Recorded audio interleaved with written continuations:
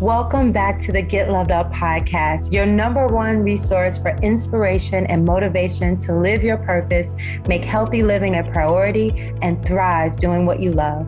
I'm your host, Koya Webb, a small town girl who chased her dreams and caught them, a former track and field athlete who healed using spirituality and yoga, and an entrepreneur who didn't let sexual assault, racism, and insecurities dim her light. And now it's your turn to allow these episodes with some of the top voices in spirituality, wellness, and entrepreneurship to inspire you to thrive. Let's get loved up together. Dr. Mariel Buqué is a Columbia University trained psychologist and sound bath meditation healer. Her work centers on healing wounds of intergenerational trauma, holistic mental wellness, and centering Indigenous healing practices. She is also a wellness and anti-racism consultant for Fortune 500 companies across the world and teaches the next generation of therapists as a professor at Columbia University. You may follow her on social media at Dr. Mariel Buqué and find her work at drmarielbuqué.com. Dr. Buqué, how are you? I'm doing great. How are you? I am so fabulous. And I just finished going to Instagram and checking out some more of your newest reels I haven't seen. And I just have to say, not only are you just a wealth of knowledge and great energy, but you make healing fun. You make it so fun. Like, wow. Like, how do you do that? Like, how do you make healing so fun? I don't think I've met anyone that makes healing as fun as you do. That is the first time that I've heard that spelled out that way. And it brings me a lot of joy to actually hear that because I really do want to embody joy just in my day-to-day life, right? Just that is my own liberation. But I think, to be able to express the work from a place of joy matters a lot to me. And the fact that it's resonating that way on the other side of the screen is really great because I think, mission accomplished, right? And I'm also trying to relay the message like, hey, there's joy after this and you can experience it and, let me embody it for you until you reflect that yourself. So all of that, is a part of what I'm hoping to emphasize on these platforms. Absolutely. And you can definitely feel it. As someone who goes through a lot of lows and highs of emotions on a regular basis, as intuitive and empathic and highly sensitive, it's good to be able to laugh at it because it's like, sometimes it's not funny. But when you kind of look at it from a different perspective, you're like, hey, you're doing that again. It feels lighter. And I think especially with mental health being, of high concern, not only for the entire world, but especially for Black women, I feel like finding a way to bring the lightness in it so that we can normalize therapy and normalize healing is what's desperately needed right now. Was that your intention going in, or what do you feel about like the timeliness of, your content, which I feel is, reels? That's what people are looking at right now, videos. Did you see a need there and serve it, or did it just happen naturally? Well, I think it was a little bit of both, but I'm actually really excited that the world of, short form video is taking off because, to be frank, I've been doing videos for the past 5 years, and it is my area of comfort. I actually really struggle with creating Instagram posts, especially that are just the static posts that have like a lot of words in them. I'm actually really excited that the way that I like to create the work is actually being reflected as something that people are liking more and more. And that I can align with that. So I think it was just a really happy coincidence. That's beautiful. That's absolutely beautiful. And before we get into your history, because we are going to go there, let me know what has been the most resonant piece of content that you've posted lately. Oh, wow, I love that question.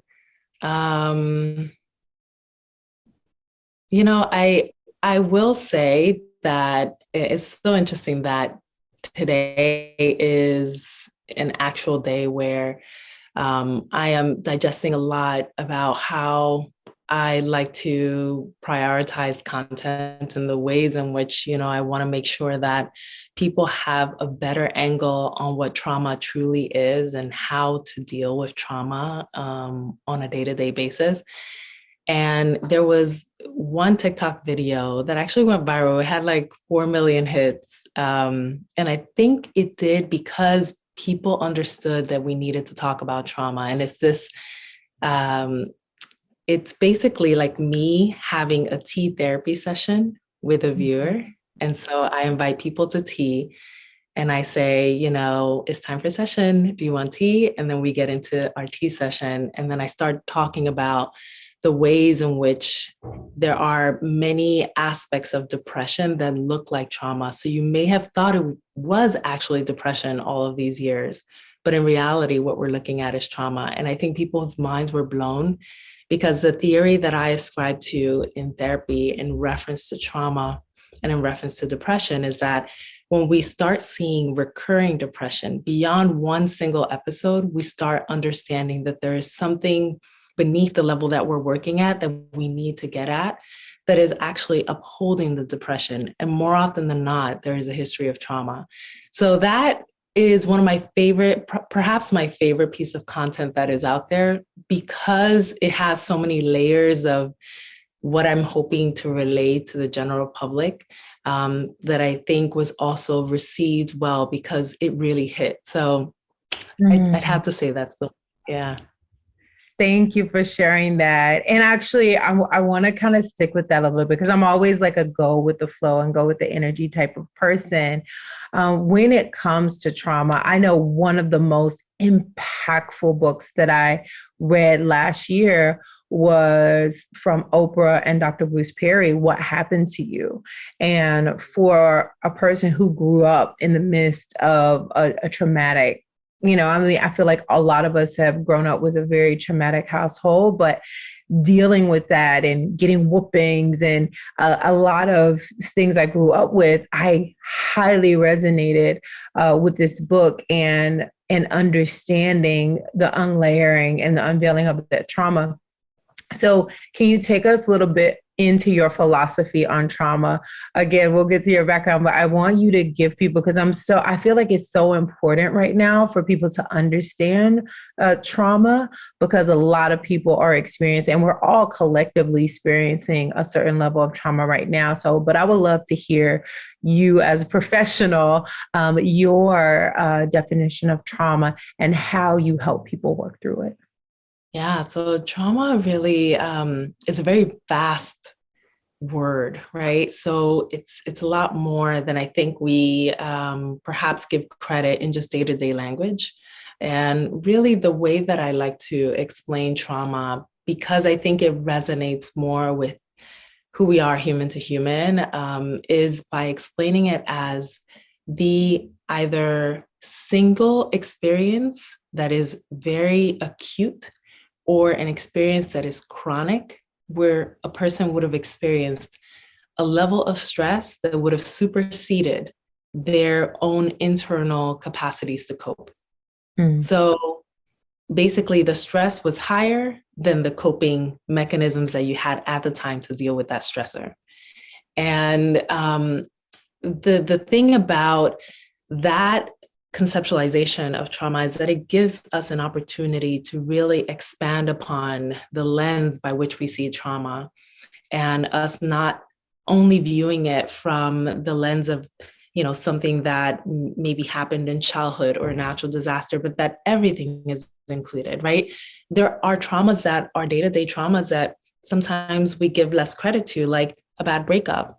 A bad breakup can also be a trauma. It might be a small T trauma, as we call it, versus a large T trauma, which is, perhaps the type of trauma that compromises your capacity to feel safe and makes it appear as though you are likely to lose your life or that your life can be compromised. That's the big T's, right?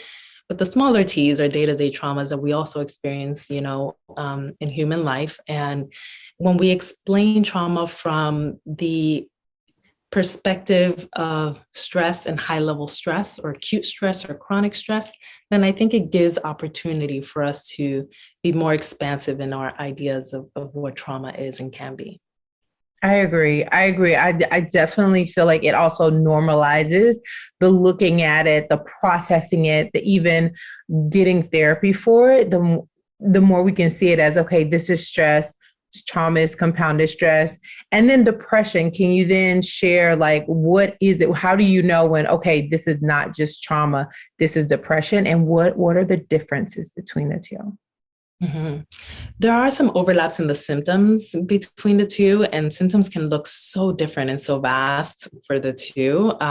However, one way that we can definitely identify that a person is having depression is if there isn't necessarily an identifiable traumatic event or traumatic experience or series of traumatic experiences, that the person is experiencing depression, and we can start looking at the depressive symptomatology from the perspective of not only what has happened, in the person's environment that is creating this slump in mood, but also the person's biology. And biology, when it comes to depression, is also very vast. When we're talking about biology, we're talking about neurotransmitters, hormones, right? We're talking about the body's reaction to inflammation. We're talking about a number of things that all encompassing are contributors to depression. And so really the identifier, I think, if we were to just pick one out, would be we don't have an event or a series of events that we can say, this is the reason why, then we have to work within the model of depression. I see. And has that been something that you've dealt with in your life? Can you let me know, like, what made you want to dive into your profession? What made you want to become a therapist? And can you take me along your journey, like from the beginning, like your family and where you grew up? Mm-hmm. Yeah, well, in my own life, I have definitely experienced experiences that feel like trauma, right? So that has definitely been a part of my journey. And, I talk freely about these things because I think it's really important for people to also understand that, us therapists, we have our own journeys, that we utilize our own respective tools to help ourselves through it, right? And I utilize myself as a guinea pig. And I think that, that is something that I take pride in, because everything that I preach out to the public, I practice myself, and I make sure that I am attuned to what I am requiring of others, right? That if I am shifting you in the direction of healing a certain way, that I know what that healing looks like and feels like, so that I can be more attuned to you as a client, or as, someone that I'm speaking to in whatever way, publicly or whatnot. But I actually come from a background that has been incredibly rich in love and abundant in that way. And also, we had a number of lackings, mostly in the financial area. So I come from the Dominican Republic. And in the Dominican Republic, as you might imagine, it is a relatively poor country for the most part, and we were not exempt from that poverty. So I do come from poverty that is very different than maybe like the kind of poverty that I think one might envision or identify with or know maybe within the US. And as we transitioned into the US when I was 5 years old, we also came into Newark, New Jersey, which is my hometown, lived there for 23 years, love Newark. And also we lived, in the social class standing of working class. And so there were moments that were a little bit harder than others. We also have an immigration story that was like really hard. My father actually didn't get a chance to come with us when we were migrating. So it was my mother, my sister, and I, and we had a familial separation for 10 years. So we actually didn't grow up with my dad for 10 years, which was really hard. So like even now, whenever I visit airports, I always like, have to sit and reflect like, wow, this feels a little bit like that moment when we would have to leave and then arrive back to the Dominican Republic, visit my dad for a couple of days, and then have to leave knowing that we were leaving him behind. And so when we're talking about traumas, I, I've had to reflect on my own journey and the ways in which there have been moments in my life that have been very hard, and have been, long-standing, 10 years, right? A lot of that I think has definitely factored into my sensitivities around this work. But I have,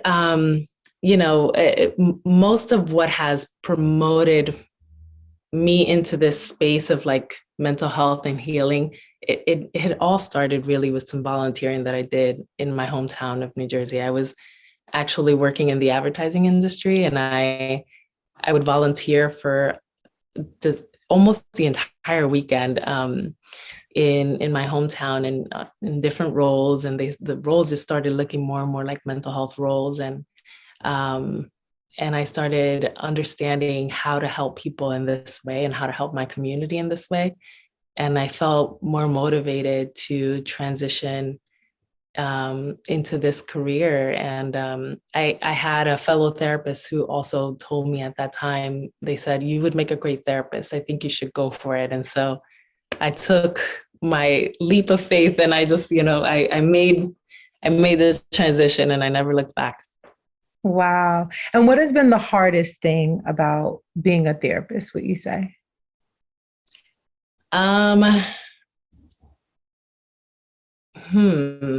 Hardest.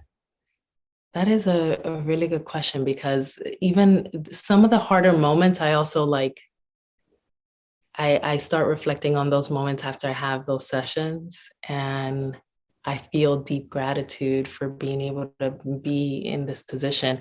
And I say that because there are times when I feel for my clients, and I think that one of the harder things to sit with is like not being able to take the pain away right away. Like having to sit with the pain is a very hard thing to do, especially when you deeply care for your clients and you want to see them well, but you know that their journey needs to look like what it looks like in order for them to be liberated from their pain. So it is, something that I think regardless of how much you're trained around how to sit with people's pain, it can, I require more reflection after those types of sessions where I can see my clients struggling a little bit more than usual. So that tends to be a little bit of the harder piece for me. But again, like even in my reflections, I often feel like I'm prepared to do this. I feel honored to do this. Mm-hmm. It's a blessing to hold space in this way. So it's big, hard, but it's a lot of gratitude. Yes, so worth it. And we're so happy because we need so many of you. Speaking of which, I've spoken to a couple of therapists on the podcast, and what I've heard and hear from many therapists is how important it is to take care of yourself, which, as you know, is a huge pillar for Get Loved Up, is self-care. What do you do to make sure you have enough to hold space and be able to pour not only into your clients, your one-on-one clients, but also into your virtual community, which is massive and growing at such a huge rate? Like, how do you take care of yourself? The way that I do it is by making self-care a lifestyle rather than a practice. So I make sure that everything that I am diving into has some element of caring for myself within it. Every conversation, every project, everything that I do as I navigate through my workday has implemented within it something that honors me as a human. And so I think that because I'm doing that, it definitely helps. But I also do the practices, right? Like, when I'm going throughout my day, I take a lot of tea breaks. I love tea. Mm. And I make it a whole vibe, right? Like it's like my tea ceremony time. And, for a couple minutes in whatever time I decide to take that break, I'm just being mindful, being present, looking at the color of the tea change, really taking in the aroma and slowing down the pace.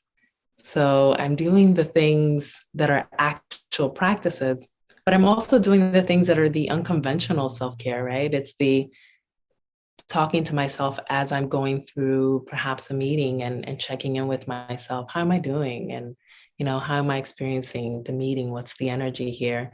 And all the things that are also, those nuggets of self-care that maybe we don't give as much credit to. Absolutely. I love that. You're a tea lover when you say looking at the color of the tea change, because I know I do that. I thought I was so like, it's just so beautiful how the color just spreads over the water. Like it's just dramatic James Bond film, when they have the paint flowing. So yes, I am a fellow tea lover, and I hope to have tea with you one day in person whenever it's possible. Thank you so much. Mm-hmm. I love how you said it's a lifestyle, because I think a lot of people seek wellness and seek healing and maybe go to therapy and maybe do the work, but then there's a disconnect and they're not able to hold on. And then there's a next thing and something else happens and then it's back. And I do think one of the keys is a lifestyle and developing a lifestyle of taking care of the self. So can you share a little bit? Are there any, I know every client is different, but is there anything you can give us as a community of things that we can do to help just encourage our mental health and wellness on a daily basis? Yeah, absolutely. I think, one of the things that I found has been helpful for people has been to actually add your self-care onto your calendar in the very ways that you would add anything else, right? If the calendar that you keep is a work calendar, then anything from 5 minutes to half an hour, being actually structured into your calendar, even there, right? That can actually be dedicated time is something that I recommend for anybody, because the thing about calendars is that, for the most part, we follow them, right? Or we follow them maybe more than it not being on the calendar or not being on our radar at all. So if people have trouble actually keeping some sort of consistency around their self-care routine, I always recommend, make it a routine until you don't need to. Right now, when I wake up to my routine, and my life is so structured around it that there is no way to move that, right? Like it's literally like self-care is the very first thing that is factored into my day. But I remember when I first started off with one of the meditation apps. And this was now, I think maybe like 8 years ago. And, I started with meeting reminders, and that meditation app had the pop-ups, and it would help me remember, hey, it's the top of the day. Why don't you start off with 5 minutes? And that was incredibly helpful. Right now, I don't need the reminder, and I, do a lot more self-care that I produce myself, like my sound bath meditations. I start off with that at the top of my day. And so it's something that's more internal rather than within an app. But I tell you, those apps, they really helped me to structure, especially that first year of my journey. And I highly recommend that people lean to something that's already there that can actually factor in the time into your calendar, or to actually put it in your calendar directly. I love that. I agree. If I didn't have it in my calendar, it wouldn't happen at one point. And now I'm just like you, in the morning and in the evening, self-love, self-care, friends, community. And then I work in the middle of the day. And I also love what you said about checking in with yourself. At noon, I have an alert that says, how do you feel and what do you need? And that reminds me, how do you like ask yourself, like, how do you feel? Oh, I'm hungry, I'm thirsty, because me, I work from 11 to 5. So it's easy to forget in Zoom meeting after Zoom meeting, podcast after podcast. And then next thing you know, I haven't eaten, haven't had any water. I need a snack. And then if I don't get that alert, to your point, it won't happen until I have like a slight headache, or I'm feeling my eyes are dry from the computer. So I love that you said checking in with yourself. I think checking in with yourself multiple times a day, and like you said, having it in an app or just putting it in alarm on your phone, can really help people remember that you need self-care all day long, all day long. Mm-hmm. Yeah. And I love that. One thing that I love about your reels, I feel like that's an alert for people to kind of check in. But I love that you dispel myths. Like, you're not afraid to look at something done one way and say, okay, well, here's another way to look at it. And I feel like you do it in a very mindful way of like, okay, what about, think about it like this, or here's another perspective. And one of the reels that I saw when you did that is someone was talking about relationship, and they were just, getting out of a relationship, and they were saying, and so the person leaving them, they would leave first. And I feel like that was really important, because there's a lot of ghosting, which is what you spoke to, the ghosting and abandonment. And the person's like, okay, well, I'll just leave first before that happens. And so can you talk a little bit about that? Because there's one school of thought, it's like, we're kind of in cancel culture. Like, if someone's not a vibe or do this or that, like deuces, and you don't owe them an explanation. That's one side. And the other side is compassion, communication, looking at why you were triggered. So I really would love for you to spend a little time, because I feel like it's a very tender topic that people are very uncertain about. Mm-hmm. Yeah, the major component in all of this that I think is really going to be essential for people to capture is that they're underneath a lot of what we're struggling with in terms of relationships, is the undercurrent of emotions that is there. And when we're not addressing the emotions head right, and really understanding, okay, what is happening that is contributing to the ways that I'm behaving, whether I'm ghosting somebody, or, if I am stonewalling, whatever it is that the external behavior is, if we're not examining the emotion that is underneath, then it's making it so that, one, there is an opportunity for you to learn about yourself, which is, I think that's one of the greatest gifts. And maybe I'm biased because I'm a therapist, as a psychologist, I'm also, I'm a scientist. So I am fascinated by the mind. And maybe that bias I carry with me, right? But I think when we draw insight from within ourselves, it is one of the most beautiful things that we are offered in this universe. And so if we can see it from that perspective and take to learning about ourselves, even in the hard times, then I think it can create a very different dynamic and a different set of behaviors than what we are seeing is becoming a phenomenon, right? Because we are having a lot of these basically iterations of cancel culture, like in our relationships, right? But it's not leaving opportunity. You're learning about yourself, and you're also learning about the other person from a compassionate place. That's not to say that, sometimes things need to be left in the ways that they are, because there are people that exhibit behaviors that may be a little too harmful to dive into and get into. And it's okay to leave situations, of course, that do us harm, and actually it may be required and necessary. But if there is opportunity to learn about yourself, and if there is opportunity to deal with the emotions that are underneath, I always veer in the direction of doing that. It's what I want and do with the people that I work with one-on-one.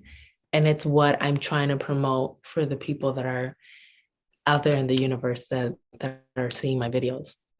I love that. I love that you kind of left it open to like, it really is about someone's capacity. Like, someone, I'm with you. Like, I want to talk about it. I want to communicate, like, but then I do have some friends where I'm like, if you communicate and it hurts that bad, maybe it's beyond your capacity to hold. And I feel like that speaks to what you said before. Like, you have to know like how much you can hold, and where are you at on that, I guess, spectrum of trauma, because if you're a high level of trauma and this person has been abusing you like for so long, you might not be able to bring it up. And maybe if it's just, oh, everything's normally great, but this is very traumatic situation, maybe it can be resolved. But I think that's really an important share, because there's so many levels. There's so many levels and so nuanced that there is no one right answer,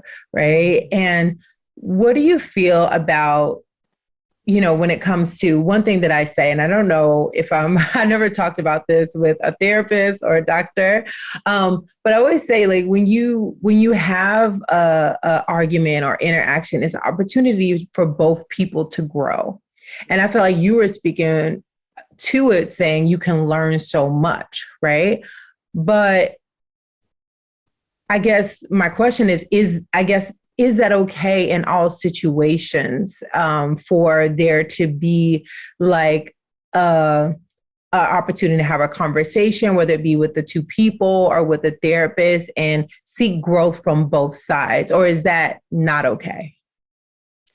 Well, I think, the idea of a conversation being had to have an understanding, a deeper understanding of what is happening, that is creating a rift, there isn't a universal rule around it. So if usually, where I stand firm on the rule is if there is opportunity for there to be a healthy conversation that can actually promote the relationship to a newer level.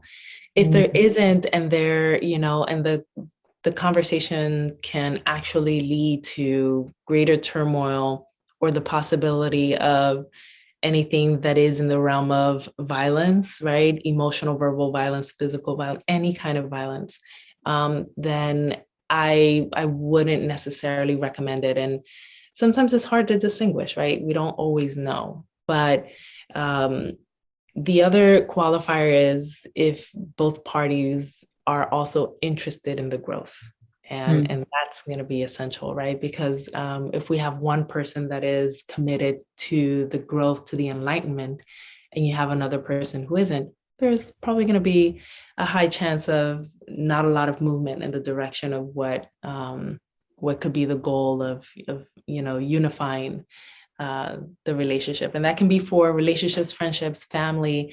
I mean, at work, it can be any kind of relationship. The relationship that you have with anybody that is external of you. Now, I talk a lot about that internal relationship that you have with yourself too, right? So I think, that's like a completely different conversation. But if it's a person that is external of you and you're hoping to sustain the relationship and hoping to elevate the conversation, both parties have to be somewhat committed to that goal. Absolutely. I 100% agree. And I think we should go there with the inner dialogue, because I think that's what you make most of the reels about, is like the conversation with self, and you really focus on like self dialogue and positive self talk. And like, are you really looking at self? So can you share a little bit about what are some of the things that you're seeing that people are just waking up to with your shares when it comes to positive self-talk, self-reflection? Mm-hmm. You know what I'm seeing actually, that a lot of people are really doing this work. And I think that that's like one of the most beautiful things, especially as a therapist, to see like where people are like, it feels like people are a step up from like where we were like 5 years ago. I remember 5 years ago, we were having conversations that were very much centered around, we need to break the stigma. We need to, look in, we need to journal, and it felt like the things that, we were trying to do to break into people's minds, this idea of like, start reflecting in, start looking inward. right now, I feel like the zeitgeist of the time is that people are doing that. People just need a bit more guidance as to the how, right? So I'm focusing a lot on the how this year. I put out it was both a Reels and a TikTok that asked people, is it healing season? And I remember the response was so vast. Everybody was like, yes, it's healing season. Like, let's go. And so I was so excited. Like that just got my energy going about, creating more tools, more coping. I have a coping skills newsletter. And in that newsletter, I send out every single week one coping mechanism that a person can utilize for that week and to build upon it. So if we start talking about 52 coping mechanisms that you can actually use in your entire year, like we're talking about building a toolbox here. We're talking about like having the concrete tools, the how-tos, to actually do the work. And so right now I'm in my own mind, but I'm also like throwing it out there. I'm calling it healing season because I'm like, okay, now we know mental health is an element of health that needs to be attended to. Now we know you need to do the inner work and you also have to do the external work with relationships. Okay, how do we do it so that we can be in this healing season? That's kind of where I am right now. Yes, I love that. It is healing season. I'm here for it. I'm signed up for the newsletter. I hope everyone listening, if you're not signed up, definitely go sign up because I think, like you said, it just adds to the toolbox. It gives you something to pull from so you don't feel abandoned when something hits or when you have this deep feeling. You're like, okay, I'm feeling this. I'm acknowledging this feeling. And now what can I do to work through it? And I think I see the same, like so many people are here for it. And I feel like the state of the world that we're in with so much, introversion being in our homes because of the situation in the world gives us so much more time to self-reflect if we choose that. So how are you looking at this time? Because I feel like everyone's perspective is different. I made a quote today, like, one person's perspective doesn't invalidate someone else's experience. So I always like to ask people their personal experience of this time that we're having in the world, and how are you coping with it? Mm. Yeah, I will say I happen to be one of the lucky ones, I guess you can, call us, that really thrives on alone time. And so it has made it so that I've been able to dive into what alone time looks like for me in a way that I think has been maybe a step up from anything that I've ever experienced. And it has helped me to grow in my appreciation for those moments. But also, I will say, there have been moments when I do have to tell myself, you have to get out of the house because you need human interaction because this is not okay. Usually when I hit like day 5 of being home, I start thinking, I need more interaction than my dog who and won't talk back to me. But I do love that it also has allowed me an opportunity to do things that also help to blossom my work, like create some sort of an idea, even a personal idea of what it means to be lonely versus alone, which I think is something that a lot of people are struggling with in this day and age, especially those of us that, spend a lot of time alone or have to be separated from people that we love, to create a deeper relationship with yourself gets around the loneliness. It helps to absolve the loneliness and helps you to create a relationship with isolation that is very different than one that is, filled with distress. I think if that makes sense, right? Like it creates aloneness that is enjoyed. And I will say, there are a lot of people I've seen, especially on TikTok, that are doing a lot of these vlogs of their alone time, that's beautiful, right? So I do think that people are embracing it, but I still think there is a camp of people that feel lonely. And what this time has allowed me to do is reflect upon that loneliness, what it means to feel lonely, and how can we transition people into I am alone, but not lonely. So I think that, you know, I always tie the work to my personal life. I think it's easy to do that with therapy. And so I feel like this year has really, you know, helped me to tune in, and I've felt really grateful for that, and for the fact that I get to be one of the privileged people in this world to actually still be able to do my work, despite not being in person too. I love that. And when you were talking, that song by Jamila Woods just came in my head. I'm not lonely, I'm alone. It's just, I remember listening to that so many times. And I also love that you said it provides you an opportunity to have a deeper relationship with yourself. And I kind of want to sit with that a little bit, because a lot of people are afraid to have a deeper relationship with self. And so what has been your experience with that? And can you give people some guidance on how to have the people, like they want the how, like, how do I have a deeper relationship? I'm always asking for outside people opinions. Another reel that I love, you talk about people pleasing and always being concerned with what other people think.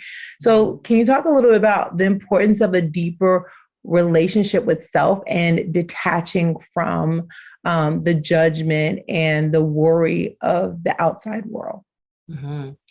Yeah, absolutely. First, can we just talk about your voice? Because that was lovely. Like, okay, hidden talents. I didn't know. Jamila, oh, she did it. She spoke to me right then. I love it. But the relationship with self is the relationship that you will have for the entirety of the time that you inhabit Earth, right? You'll have a relationship to higher power if you believe in, you know, in a higher power and that connection. And you will also have a relationship with yourself that is longer than any relationship you'll have with any other human, and also deeper, right? And so the relationship that you have with yourself is one that could really benefit from your daily attention, right? The thing about having a relationship with ourselves is that we have to get honest. And I think that's what scares us, is that we have to be honest about the things that are deep and dark. We have to get honest about the things that we'll find that we don't like, that will probably require us to shift. And shifting is very hard for us. Change is very hard for humans.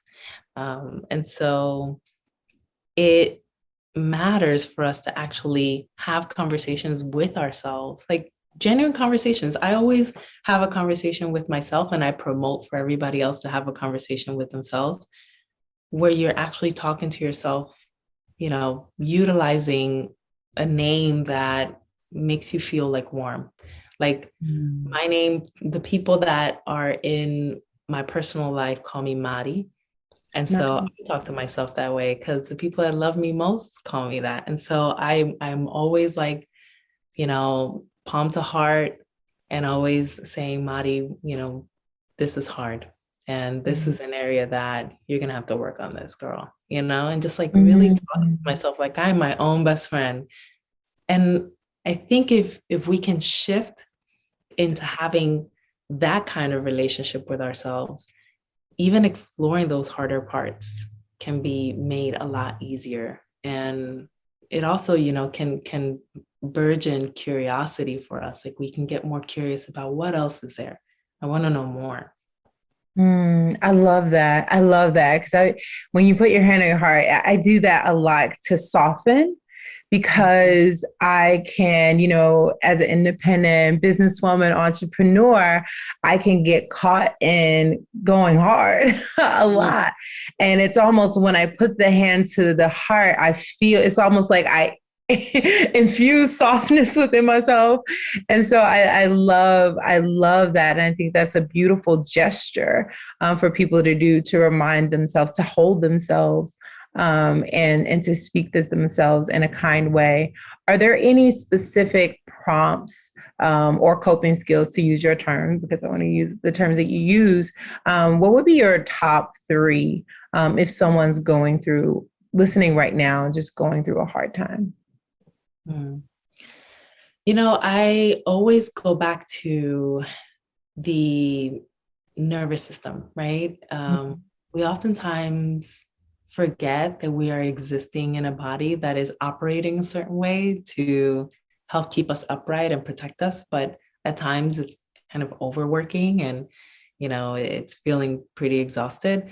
So when it comes to, and I love the fact that the predominance of your practice is, very body centered, although it is, I see it as very spiritual as well and very mind centered. But we capture a lot of the stress that we experience in this world in our bodies.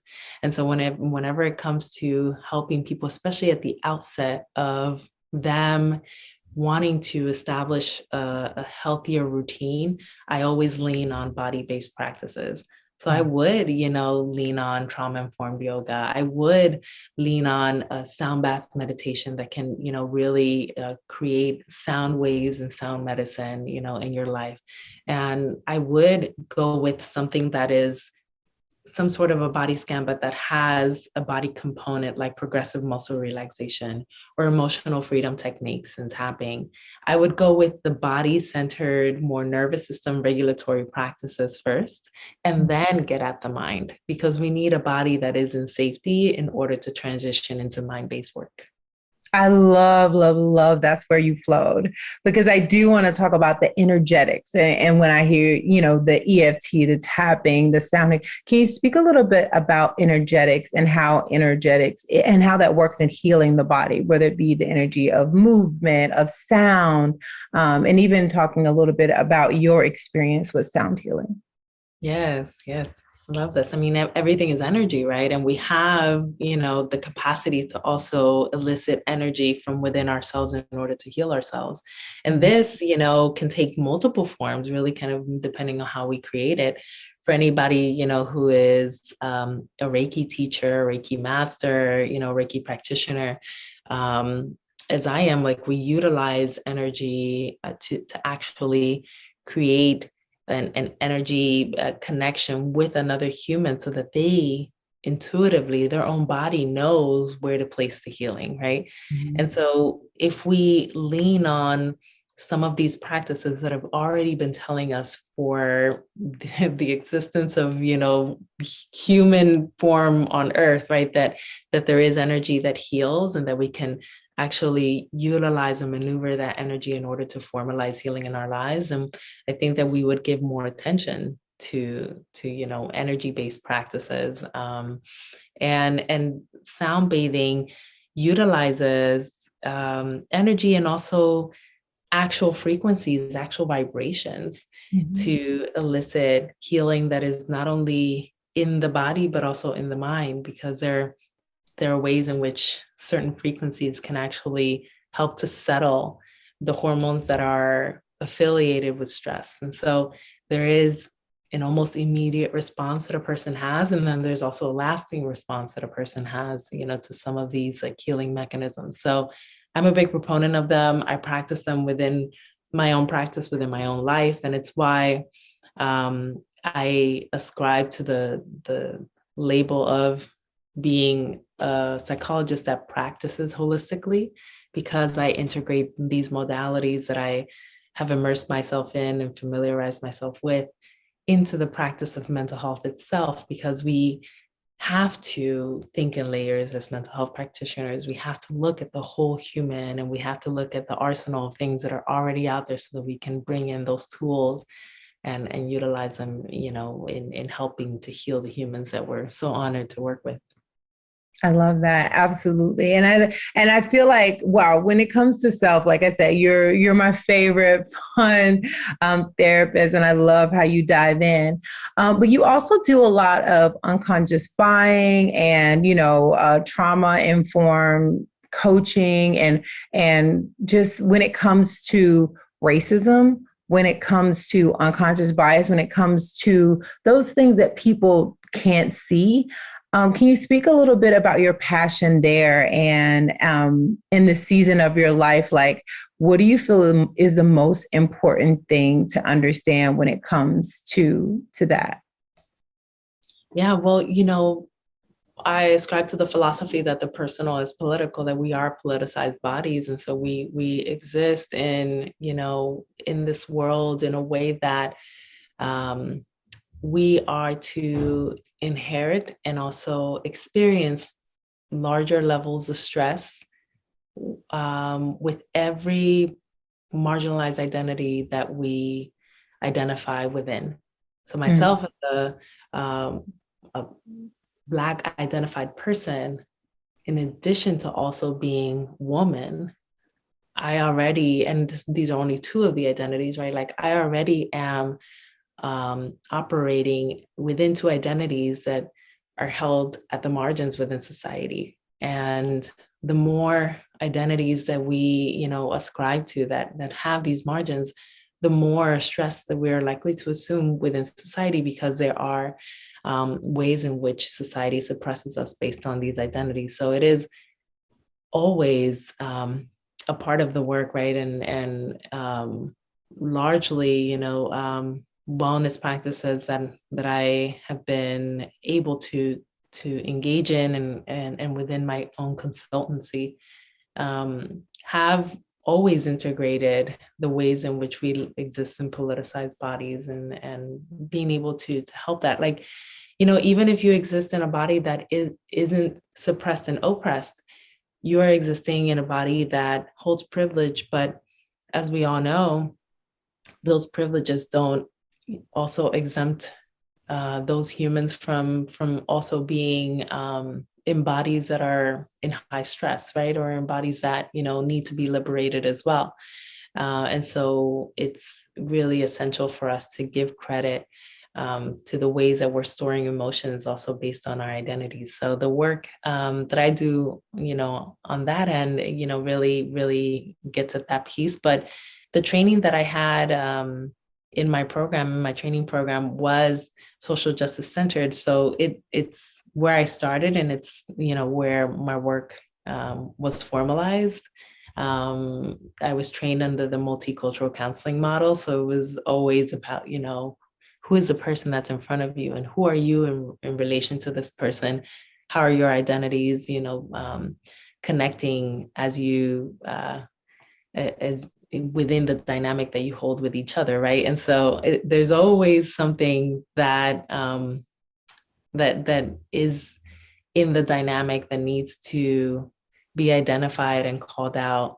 And also, like if we take it to a larger scale systemically, like there are a lot of collective traumas that are being experienced by individuals that are Black identified, right, across the diaspora. There are many ways in which Latinx individuals have experiences by being held at the margins that are highly oppressive, right? So we have to look at also the ways that people are experiencing the societies that they exist in, and how that causes a lot of stress and strain and, emotional overwhelm, and being able to look at that as well, and not just, the person with their identities apart. Right. I love that. And I know there's not no one size fits all solution, but what are some things that you feel like we can do systemically to start to change the vibration? Because I feel like we are doing it when it comes to what we've been talking about. When it comes to health and healing, more people are putting more plants on their plate. People are eating healthy, or like, as a whole, we are doing the healing work. We're still experiencing a lot of trauma, but we're doing the healing work. When it comes to us as a whole, like how can we start to change some of these systems as a whole? I feel like the personal work is level one, but then as communities and as a government, what are some things that you feel like can be put in place, or maybe have been put in place, that are moving the needle forward in the area? Well, we definitely need more people that look like us within all political spaces, right? And political spaces are everywhere, right? Like a political space is a classroom, a political space is, it's a grocery store. Like I mean, everywhere, right? Like in order to see what is diseased within a system, we have to put the people in there that have the capacity to see what is wrong, right? If we continue to operate within these larger systems with the people that aren't able to see how the systems are operating inadequately and, actually many of them very toxically, then we're never going to see change. So as corny as it may sound, creating the seat at the table, if you may, for,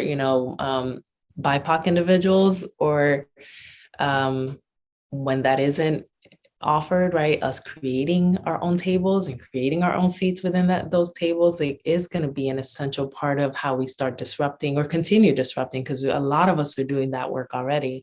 But we continue to disrupt so that we can see a society that mirrors more of what we were hoping for.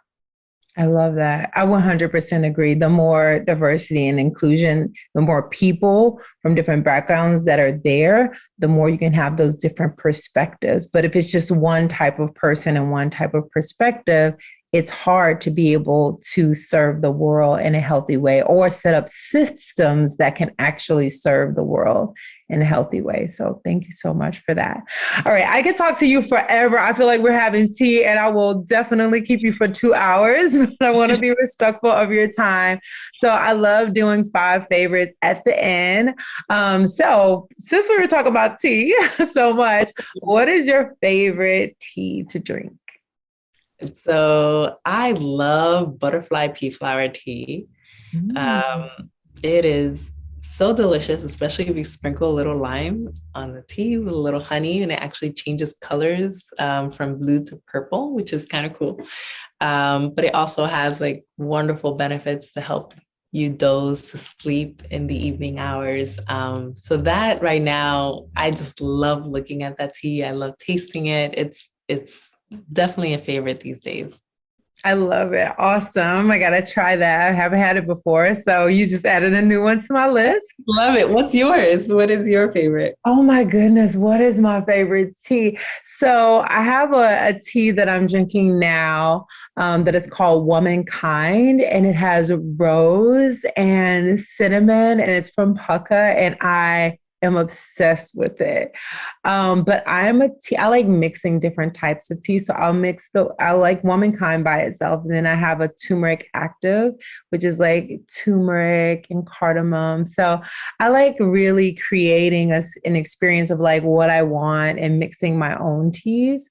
And then I love putting essential oils like blue lotus and frankincense and things. So I'm a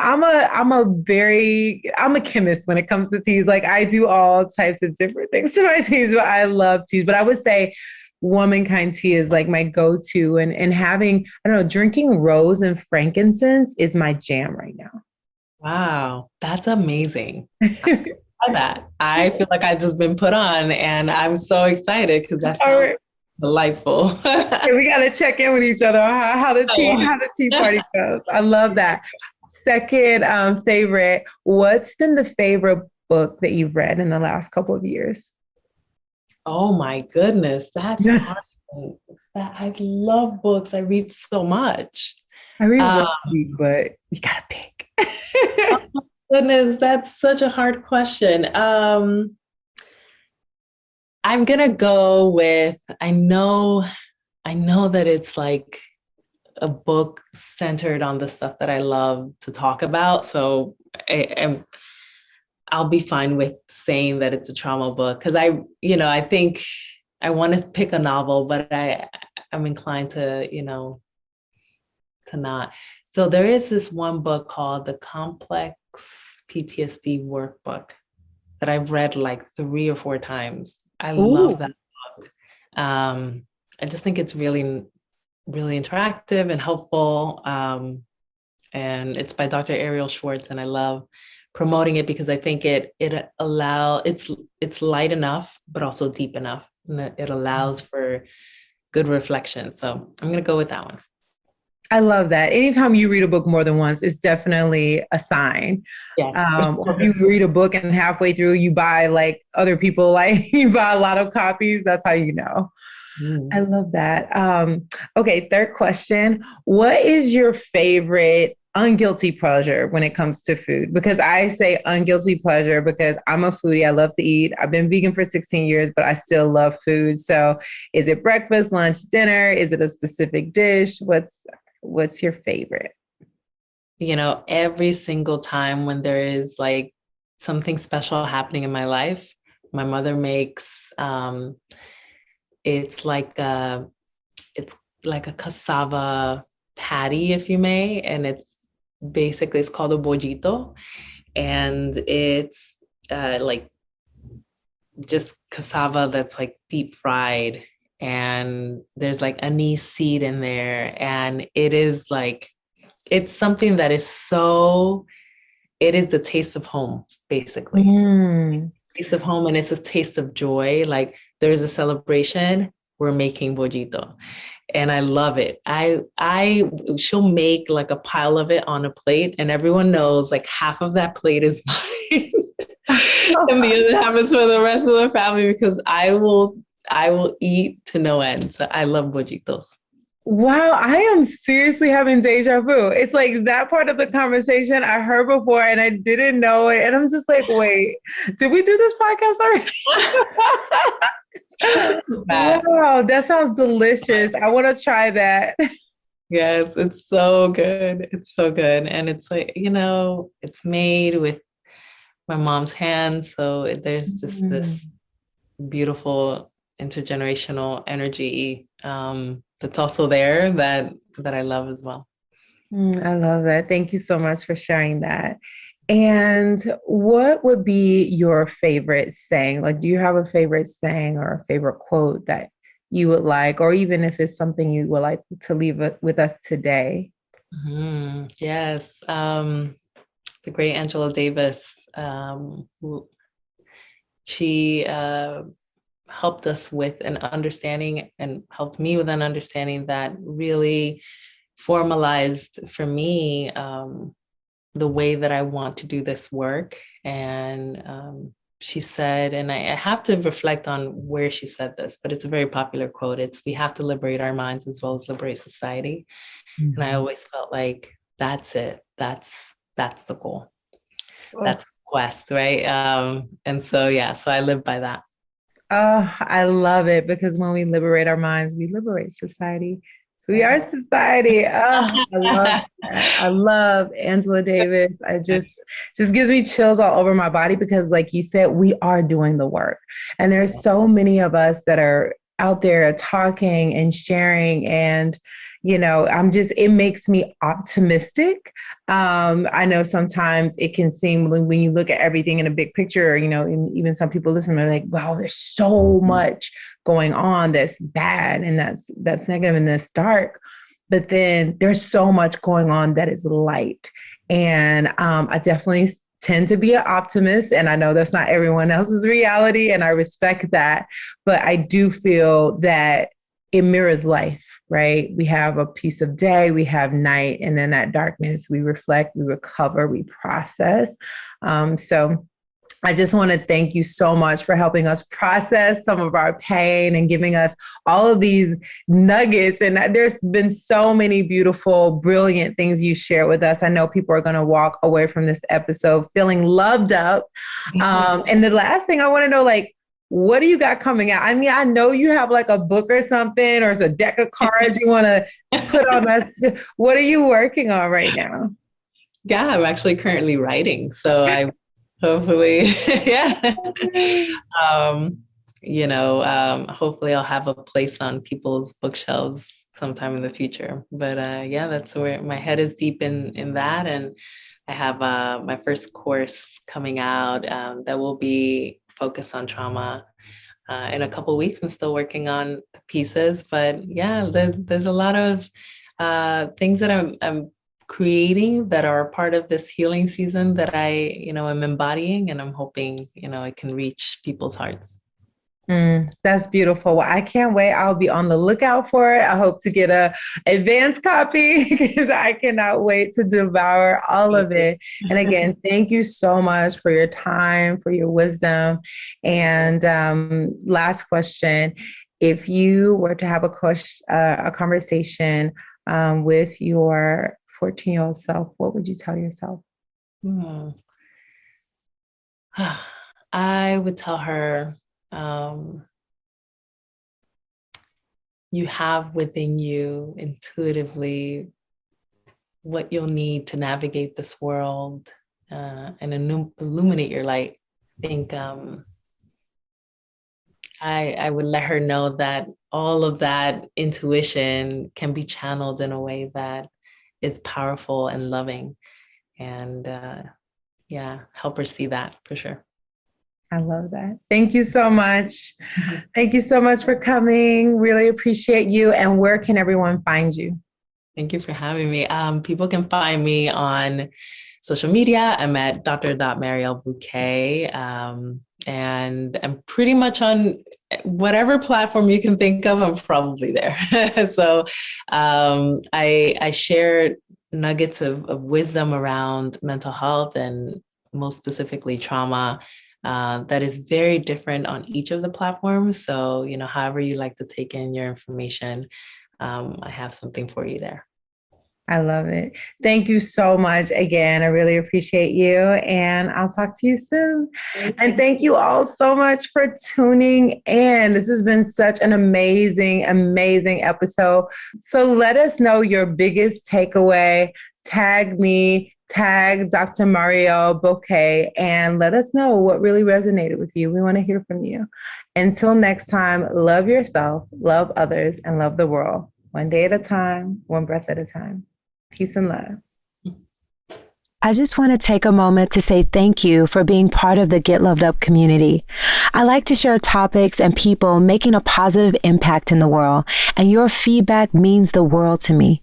If you haven't already left a review, please leave a 5-star review and let me know what you want to hear more of on the show. I'm here for you, and together we're making the world a better place, one day at a time, one show at a time. Thank you for listening.